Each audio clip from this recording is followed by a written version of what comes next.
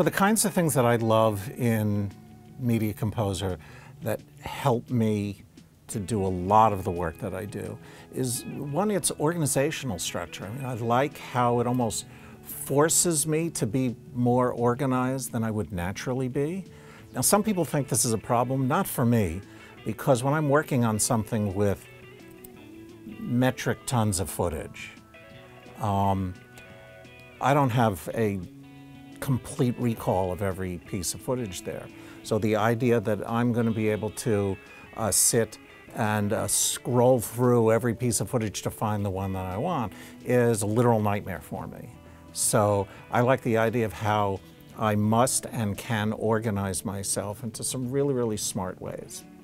Another tool, and this is a small thing, but another tool that I really like is I love Fluid Morph. Fluid Morph is one of my favorite, not so secret anymore, but one of my favorite tools because it enables me to do what we're being asked to do anyway, which is to take footage to tell some kind of story and manipulate it in a way to tell the story in the most effective way possible. Another tool that I particularly love is ScriptSync, and that's actually part of both of the first two things, which it helps me to be efficiently organized, combined with phrase find.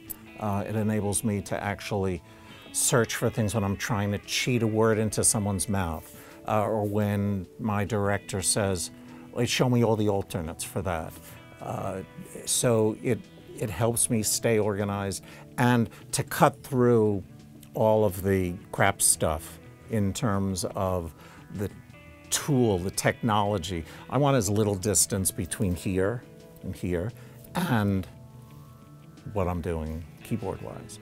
And then an extra one that I don't know if this is even cool to talk about, but I loved when Avid introduced, I don't know, 7 or 8 years ago, something like that, a little tool at the bottom of the timeline to toggle the client monitor on and off. And what that does for me is enables me to have some thinking time. So one of the hardest things with working with a director or producer or 3 producers or whatever in the room is their minds are always moving so fast. And I'm sort of looking at what I'm doing. There's a process to get from one state to another state.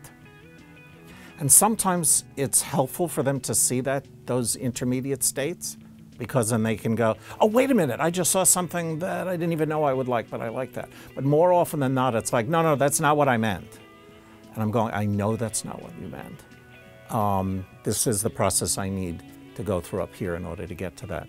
So the idea that when I think it would be helpful, just sort of removing the image off the client monitor so I can go through my process and then present is really, really helpful.